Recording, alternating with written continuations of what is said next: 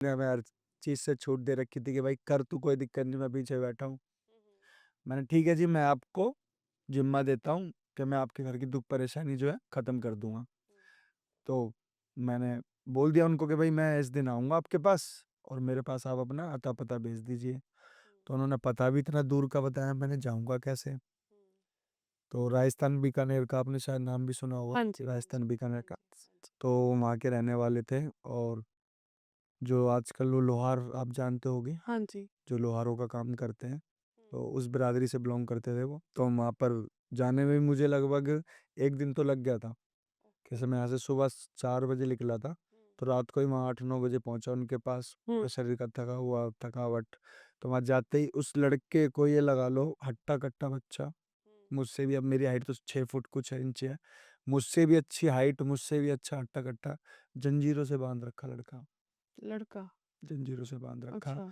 और ये समझ लीजिए कि उस बच्चे को सोए हुए भी लगभग-लगभग 3 से 4 महीने हो गए, तो उसने आँखें झपका के नहीं देखी, तो वो जागते ही रहता था? जागते रहे। और वो उसको बाँध इसलिए रखा था क्योंकि वो अपना नुकसान करता था। अपना अच्छा, नुकसान कैसे? दीवारों में सर मारना, बिजली के तार उखाड़ने, वो पकड़ने, अच्छा, मतलब नुकसान अपना, कुछ भी अपना नुकसान। क्योंकि जो शक्ति, जो चीज़ थी ना उसके साथ, वो उसको मारना चाहती थी, कि उसका नुकसान करना चाहती थी कि भाई इन्हें एहसास हो, इन्हें कुछ ना कुछ एहसास हो, ये जब मुझे समझे। तो 4 महीने से इतने भक्तों ने वहाँ इलाज करा, पहुँचने के बाद तो मैंने रात भर रेस्ट करने से पहले मैंने भाई रेस्ट करने से पहले इस लड़के को एक बार देख तो लूँ। और वो बेचारे बहुत ज़्यादा परेशान थे। हुँ, और जो उनका घर परिवार एक तरीके से जो होता है ना कि राजाओं के समय का एक घर होता है महल टाइप का, लकड़ी का पूरा घर बना हुआ, राजस्थानी पूरा पहनावा, चांदी के कड़ूले वगैरह ये सारी चीज़ें, मतलब बहुत प्रॉपर राजस्थानी पहनावा, सारी चीज़ें। तो उस लड़के को मैंने देखा कि गुरुजी ये परेशान है ऐसे-ऐसे। मेरे साथ एक बच्चा और भी था, उस समय तो कोई इतने मेरे शिष्य भी नहीं थे, तो एक ही भाई वो था और एक ड्राइवर, हम टोटल 3 जने ही गए। तो मैंने उस लड़के के ऊपर हाथ रखा, जिन भी देवी-देवता को मैं मानता था कि भाई इसको अभी शांत करो, इसको।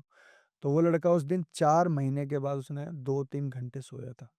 अच्छा। 2-3 घंटे सोया मेरे ठीक करने के बाद। तो हम सोने के लिए खाना-पीना खाया हमने, खाना-पीना खाने के बाद मैं जैसे ही खाट उन्होंने कोई ऐसा बेड-वूड कुछ नहीं था, मतलब खाटें थी। खाटूँ द देसी रहना सर। हाँ, पूरा मतलब देसी प्रॉपर गाँव देहात था वहाँ पर। ये हुँ, समझ लीजिए कि रात में ही लाइट होती है, दिन में तो वहाँ लाइट भी नहीं होती। अच्छा, हाँ, बहुत ज़्यादा, मतलब अब तो फिर भी बहुत सी सुविधा वहाँ हो गई है। अभी खैर उनके घर में आना-जाना है मेरा, अच्छा। लेकिन अब तो बहुत सी सुविधा हो गई, उस समय इतनी नहीं थी। तो 4 साल हो गए, अब 2022 का है, आज 2026 चल रहा है, हाँ जी। तो 4 साल, साढ़े 4 साल हो गई हैं। तो वहाँ हम खाट पे आराम से सो रहे थे, तो एकदम वो कहते हैं ना देवता हमारे से मन से बात करता है, तो देवता ने मुझसे मन से बात करी, "गुरु गलत जगह आ गया तू यहाँ, अच्छा। और यहाँ से सुबह चला जियो, नहीं तो चीज़ मार देगी।" तो हमारे अपने दादा से मैंने पूछा कि भाई ऐसी क्या शक्ति है कि जो मुझे ही मार देगी, और तेरे में इतनी पावर नहीं रही बाबा, तूने दुनिया के भूत तार दिए, इतने बड़े-बड़े काम कर दिए तेरे से। कह रहा नहीं, कह रहा तू चल यहाँ से, कह रहा गलत काम पकड़ ले, तू चल यहाँ से। तो मैंने भी फैसला कर दिया, क्योंकि सबसे बड़ी बात है जिस चीज़ से हम लड़ने के लिए ही जा रहे हैं, वही चीज़ हमें कह रही है कि भाई तू यहाँ से चल, मैं क्या हाँ, कर लूँगा? क्या कर तो लूँगा, सही मैं बात है। पहली बार वहाँ मुझे डर महसूस हुआ था कि यार रात भी कैसे काटूँ, मैं पूरी रात सोया नहीं। क्योंकि जिस शक्ति के दम पे मैं जिसपे गया, हाँ, वही शक्ति मुझसे पीछे हट रही है, तो मैं क्या कर लूँगा? वो तो मार ही देगा फिर भूत, चाहे वो छोटा हो चाहे बड़ा हो। बिल्कुल।